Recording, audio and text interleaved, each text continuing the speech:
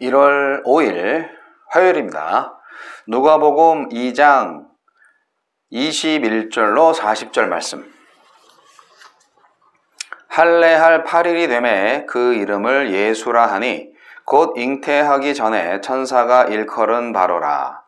모세의 법대로 정결 예식의 날이 참에 아기를 데리고 예루살렘에 올라가니 이는 주의 율법에 쓴 바 첫 해에 처음 난 남자마다 주의 거룩한 자라 하리라 한대로 아기를 주께 드리고 또 주의 율법에 말씀하신 대로 산비둘기 한 쌍이나 혹은 어린 집비둘기 둘로 제사하려 함이더라.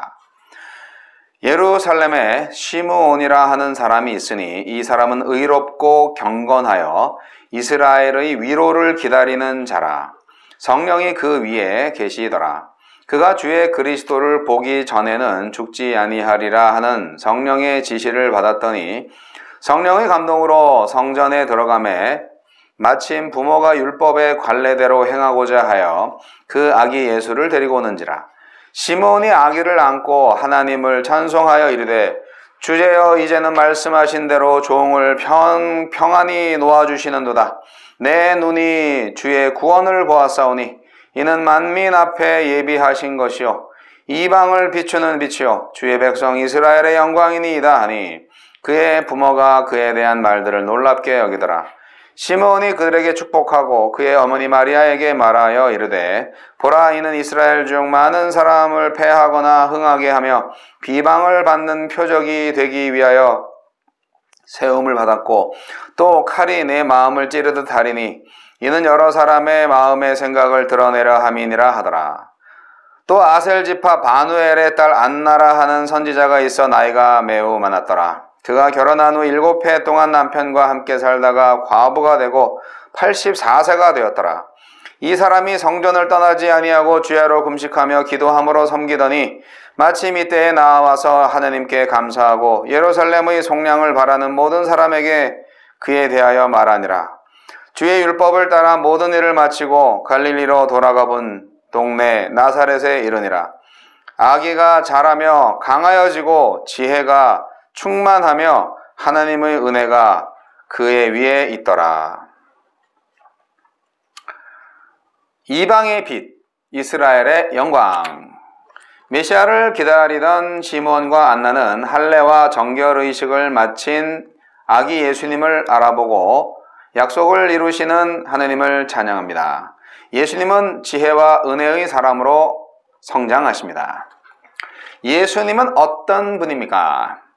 예수님은 천하 만민에게 복을 주시겠다고 하신 아브라함의 약속을 이루시기 위해 이방에게는 빛으로 이스라엘에게는 영광으로 오셨습니다. 그 빛 아래 자신의 어두움을 인정하고 그 영광 앞에 세상의 모든 영광을 상대화할 때 우리는 예수님의 백성으로 오늘 이 생명의 복을 누릴 것입니다. 빛의 어두움을 드러낼 때 세상은 그 빛에 거세게 저항할 것입니다. 패하거나 흥하게 하는 예수님의 주권 앞에서 좀처럼 자신들의 주권을 내놓으려 하지 않을 것입니다. 마리아는 이 아기가 받을 영광과 함께 그가 당할 거절과 고난도 보게 될 것입니다. 우리 자녀들의 삶에서도 꽃길만 바라지 말고 이 십자가의 돌을 잘 붙들도록 기도합시다. 요한처럼 아기 예수님도 하나님 은혜 아래서 지혜의 사람으로 몸도 마음도 자라갑니다. 진정한 자녀 교육은 건강한 발육과 함께 하나님의 은혜를 알고 의지하는 자녀로 하나님을 경외하는 지혜의 자녀로 양육하는 것이 아닐까요? 우리에게 주시는 교훈은 무엇입니까? 시므온은 타락한 시대에도 여전히 율법을 따라 의롭고 경건하게 살면서 주께서 구원자를 통해 하느님 나라를 이루시겠다는 약속, 즉 이스라엘의 위로를 기다렸습니다. 성령님은 그런 시므온에게 그가 죽기 전에 메시아를 보게 하시겠다는 약속을 이루어주십니다. 오늘도 하나님은 그분만을 소망으로 삼는 자들을 하나님의 약속이 이루어지는 현장으로 초대하고 그 영광을 함께 누리게 할 것입니다. 주님과의 만남과 교제에서 오는 감격과 위로를 누리고 있습니까?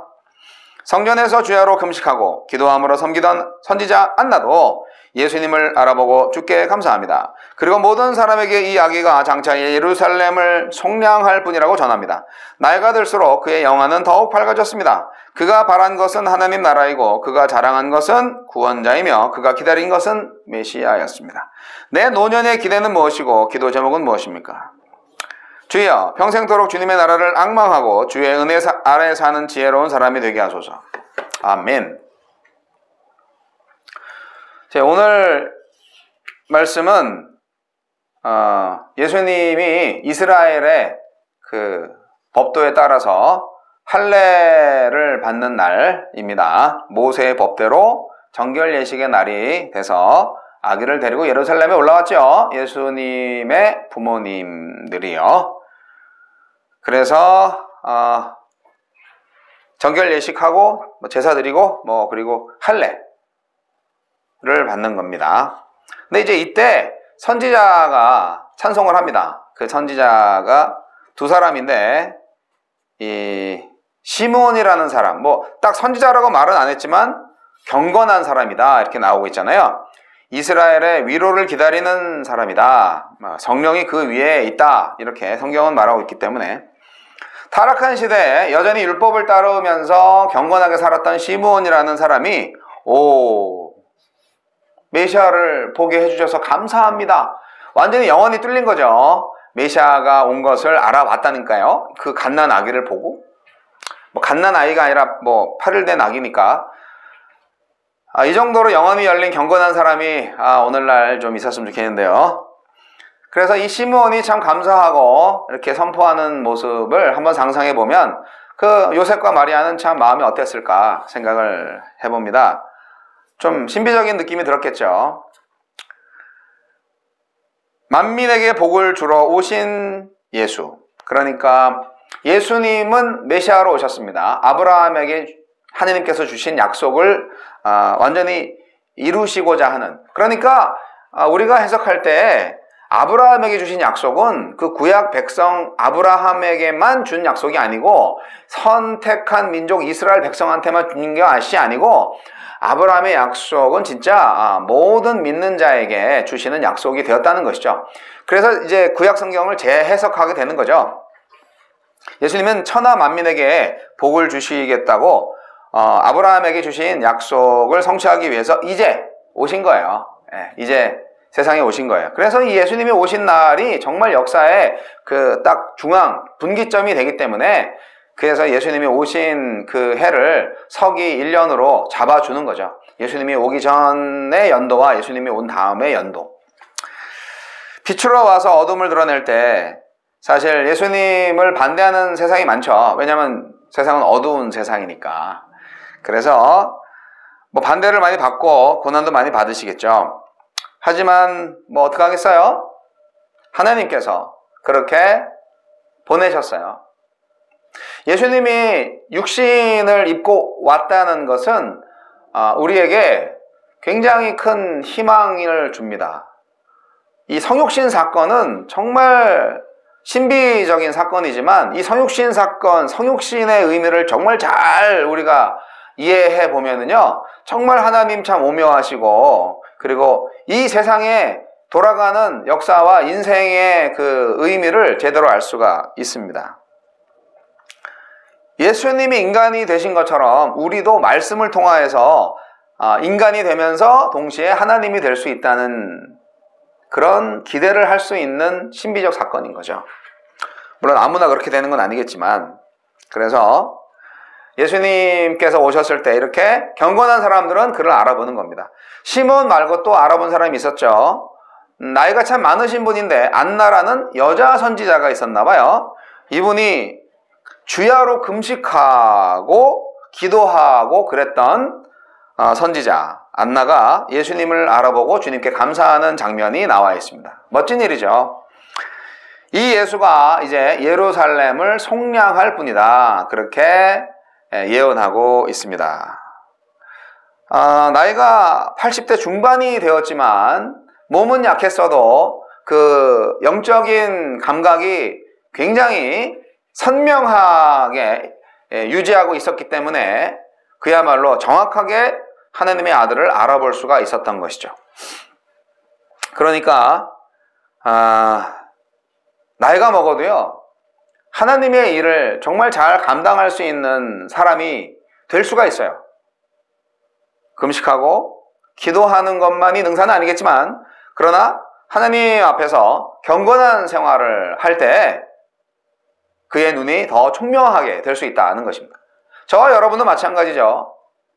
저도 이제 50대 중반이니까 한 30년 있으면 안나의 나이가 될 텐데, 그 30년 후를 바라보면서 어떻게 살아야 할 것인가. 영적인 성장은 끝이 없잖아요. 계속 성장하는 거잖아요. 저와 여러분도 하나님의 능력을 따라서 말씀에 순종함으로, 그리고 또 생활 속에서 하나님을 경험함으로 안나와 같이 신령한 사람으로 계속 성장하기를 바랍니다. 그러면 우리가 바라는 하나님의 나라, 그리고 우리가 자랑하는 예수, 그리고 우리가 기다리는 재림 메시아, 모든 것을 다 경험할 수 있을 것입니다. 나이가 들수록 더 영이 맑고 선명한 사람이 되고 싶지 않으세요?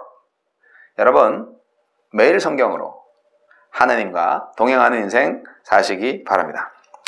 자, 마지막으로 아기 예수님의 성장 과정을 잠깐 강조하고 그리고 말씀을 마치려고 합니다. 아기 예수님의 성장 과정을 보시면 40절에 오늘 마지막 절에도 나와 있죠. 간단하게 나와 있지만 굉장히 핵심적인 말씀입니다. 아기가 자라며 강하여지고 지혜가 충만하며 하나님의 은혜가 그 위에 있더라. 네. 예수님은 신체적으로 성장했습니다. 이것은 예수님의 육체가 자라고 강해지는 것을 말하죠. 다른 아이들과 마찬가지로 신체적인 성장 발육 과정을 거치셨어요. 그리고 이제 두 번째로 지적 성장을 의미합니다. 지혜가 충만하며라고 되어 있잖아요. 이것은 신체적 성장과 아주 밀접한 관련이 있습니다. 정신적인 성장이죠. 그런데 이제 세 번째 거가 중요합니다. 아이가 자라며 강하여지고 지혜가 충만하며, 그 다음 문장, 하나님의 은혜가 그의 위에 있더라. 네, 이 부분이 이제 굉장히 중요한 부분입니다. 은혜 아니면 살아갈 수가 없네. 이런 말씀, 이런 노래 찬양 있죠. 이 말씀이 누가복음의 그 52절에도 똑같이 나와요. 거기에는 예수는 그 지혜와 그 키가 자라가며 사람과 하나님에게 더 사랑스러워 가시더라, 이렇게 나와 있는데, 그 52절에도 사랑스러워 가더라는 이 말을 똑같이 번역을 해야 됩니다. 이 사랑스러워를 은혜에 있어서로 번역해야 옳다고 신학자들이 얘기를 하는데요. 그러니까 이 똑같은 말이에요. 40절 말씀이나 52절 말씀이나. 여러분, 하나님의 은혜가 아니면 아이들이 제대로 자라날 수가 없어요. 몸 튼튼하고 머리 좋다고 다 되는 게 아니에요. 하나님의 은혜 위에 서야 되는 거예요. 그것밖에 없어요. 은혜는요, 인간의 성장에 있어서 하나님의 은혜는요, 빼놓을 수 없는 아주 핵심적인 요소입니다. 눈에는 보이지 않죠. 그러나 이 은혜가 있어야만 아이가 하나님과 사람 앞에서 온전하게 자랍니다.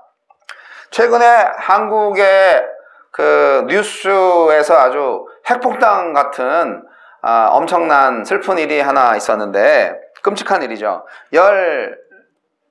16개월 된 아기, 입양된 아기를 입양한 부모가 폭행해서 죽인 거예요. 그래서 아니, 어떻게 그럴 수가 있어, 세상에. 너무했네. 한 8개월 된 아기를 이제 입양해서 한 9개월 이렇게 키운 거죠. 근데 병원에 시체가 돼서 온 거예요. 근데 조사를 해보니까 온몸이 다 부러져 있고, 뼈가 골절돼 있고, 장 파열이 돼 있고, 췌장도 이렇게 절단돼 있고, 그 요만한 아기를 어떻게 외부적인 충격에 의해서 그렇게 내부 장기가 손상될 수가 있어요? 혹독한 폭행이 있었던 거죠.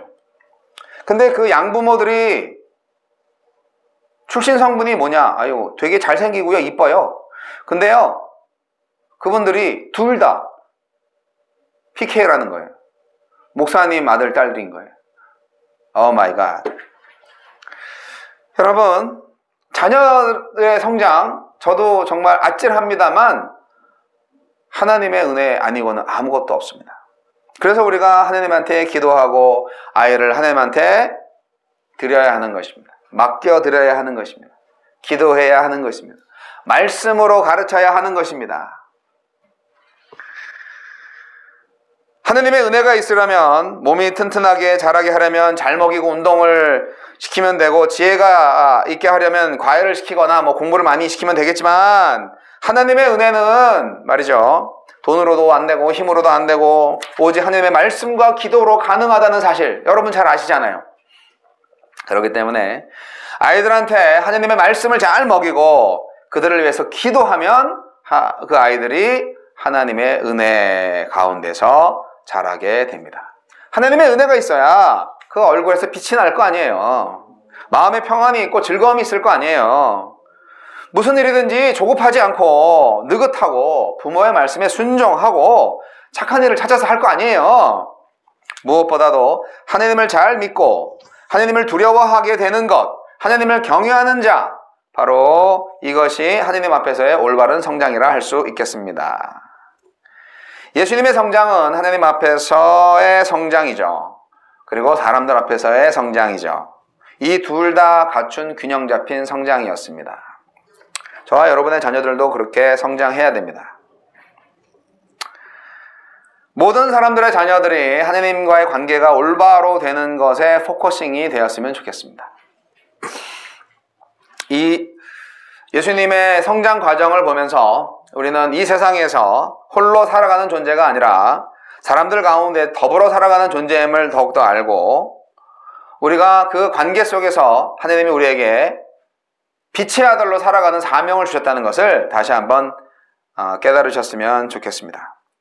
우리 모두가 하나님의 자녀들이죠. 하나님은 흠없는 자녀로 세상에서 우리가 빛으로 나타나기를 원하십니다. 하나님의 은혜가 저와 여러분에게 있기를 오늘 다시 한번 기도합니다. 은혜밖에 없습니다.